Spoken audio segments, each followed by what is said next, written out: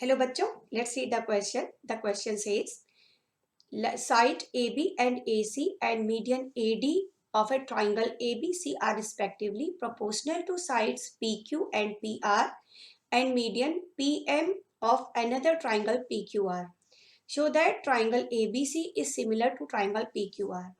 तो हम दो ट्राइंगल्स ले लेते हैं ABC,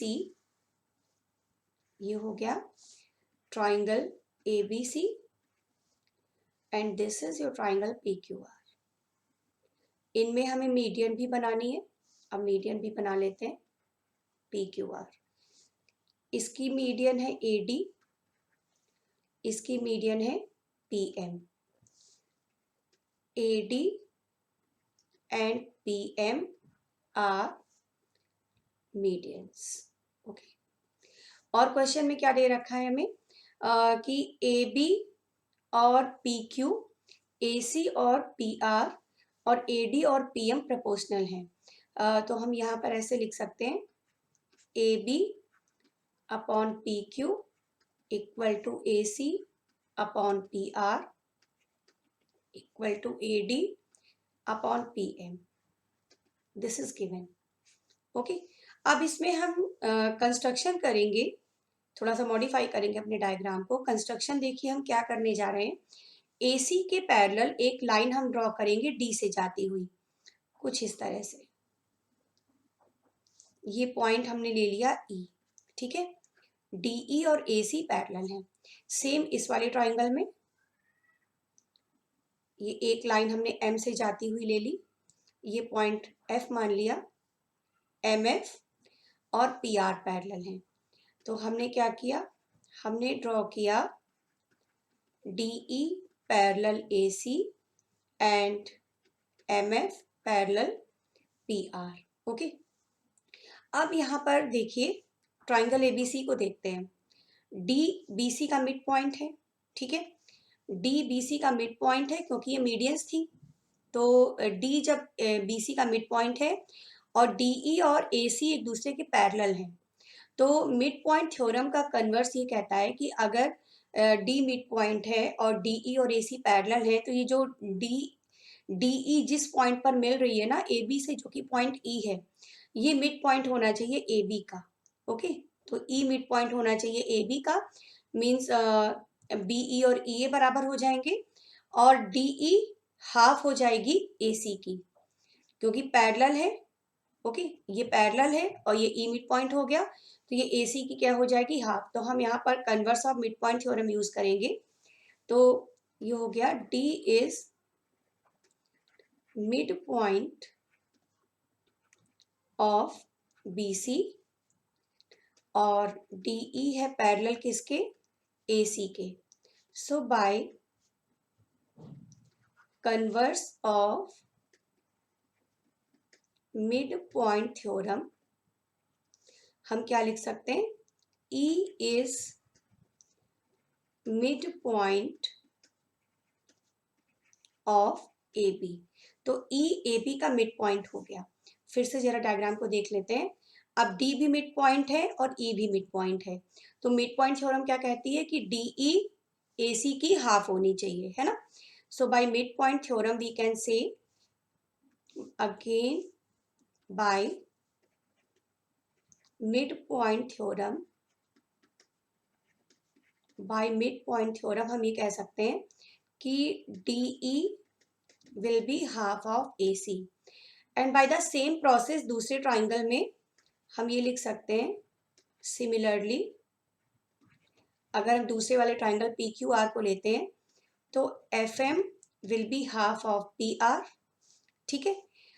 अब इसके बाद ये जो AB है, AB को हम क्या लिख सकते हैं, ऑल्सो AB को हम लिख सकते हैं 2AE.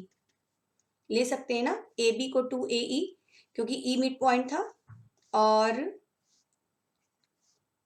PQ को ले सकते हैं 2PF. अब जो हमें गिवन था वो हम फिर से ले लेंगे और उसमें ये जो कंडीशंस हमने अभी निकाली हैं इनको हम अप्लाई करते हैं. ओके. ये PQ equal to 2PF. Again given वाली कंडीशन हमने फिर से ले ली. क्या था, A B upon P Q equal to A C upon P R equal to A D upon P M. तो ए बी की जगह हमने ले लिया 2AE, पी क्यू को ले दिया 2PF, और बाकी दो रेशियो सभी ऐसे ही रहने दीजिए, ए सी और पी आर, ए डी और पी एम। अब ये 2 कैंसिल हो गया, तो A E upon P F हमें ये मिल जाएगा, A E upon P F, एक सेकेंड इसे जरा करेक्ट कर देती हूँ,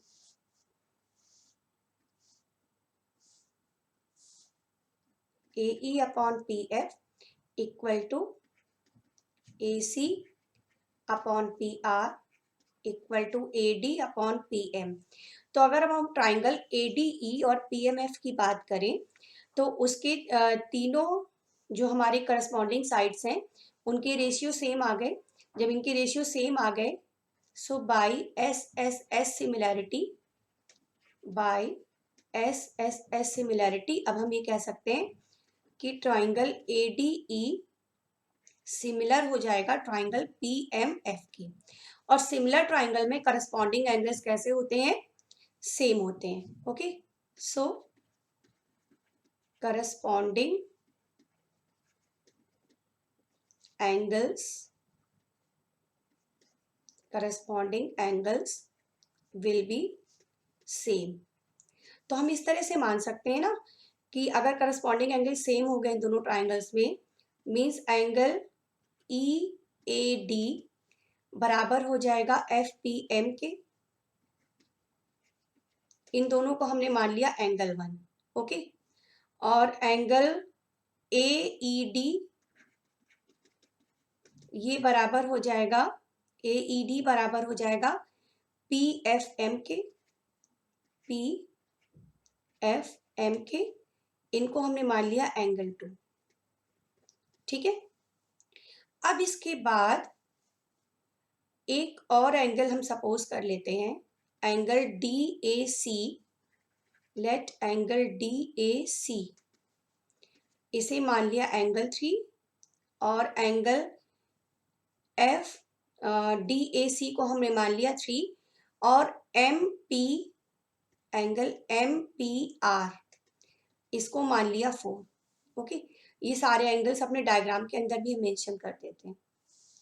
इस तरह से हमने एंगल ले लिए, ये वाला एंगल 1 मान लिया, इसको भी एंगल 1 मान लिया, ये वाला 2 ले लिया। ठीक है, और ये जो एफ पर बन रहा है ये भी 2 ले लिया, और ये वाला एंगल हमने मान लिया 3, और इसे मान लिया 4। ओके, अब देखिए डीई और एसी पैरेलल हैं।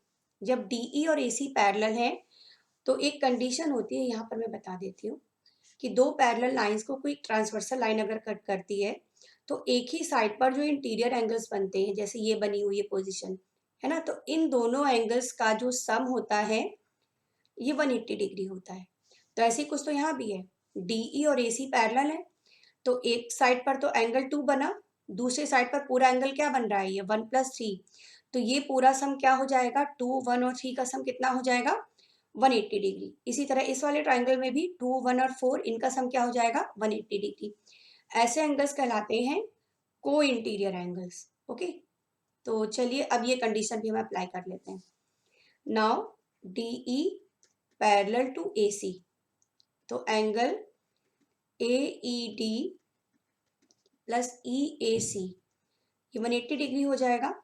ये कैसे एंगल्स हैं, को interior,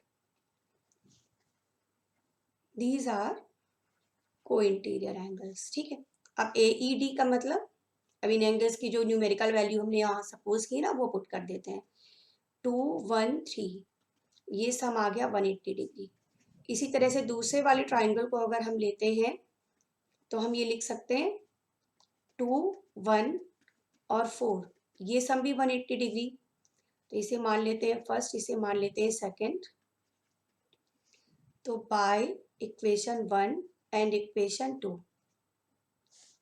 by equation 1 and equation 2 हम क्या ले सकते हैं, 2, 1, 3, इनका सम 180 डिग्री है, और ये 2 2 के साथ यहाँ पर 1 है और ये 4 है, इनका सम भी 180 डिग्री है, तो ये 1 कैंसिल हो जाएगा, 2 कैंसिल हो जाएगा, एंगल 3 बराबर आ गया एंगल 4 के। ओके, अब देखिए, अब जो कंप्लीट एंगल ए है हम उसकी बात करते हैं। कंप्लीट एंगल ए जो डायग्राम के अंदर है उसे हम BAC लिख सकते हैं ना।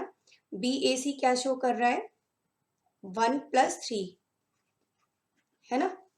और जो कंप्लीट एंगल P है उसे QPR लिख सकते हैं, वो शो कर रहा है 1 + 4, लेकिन हम 4 को क्या लिख सकते हैं, 3 लिख सकते हैं, है ना। ऊपर यहाँ पर हम दिखा चुके हैं, तो मीन्स एंगल BAC और QPR बराबर हो गए, तो एंगल BAC बराबर हो गया QPR के, और AB upon PQ equal to AC upon PR।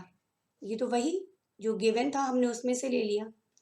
तो इन दो कंडीशंस को अगर हम देखें तो हमें ये पता चल रहा है कि ट्राइंगल ABC और PQR के अंदर दो साइड्स हैं, उनके करस्पॉन्डिंग रेशियो, दो करस्पॉन्डिंग साइड्स हैं, उनका रेशियो सेम हो गया, और उनके बीच का जो एंगल था, कंप्लीट एंगल A जो कि BAC है और कंप्लीट एंगल P जो कि QPR है, ये एंगल भी सेम हो गए, तो ऐसी सिमिलैरिटी कहलाती है SAS सिमिलैरिटी।